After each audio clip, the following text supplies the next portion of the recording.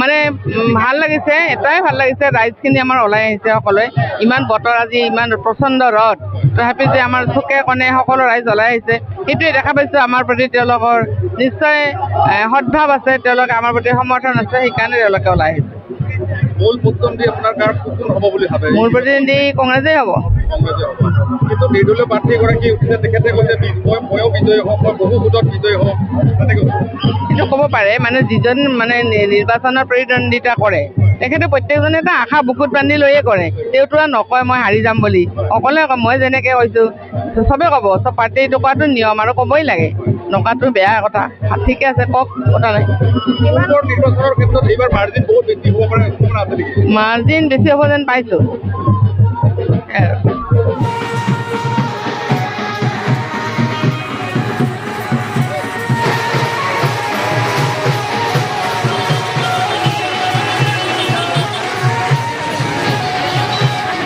আহ্বান জনাইছোঁ।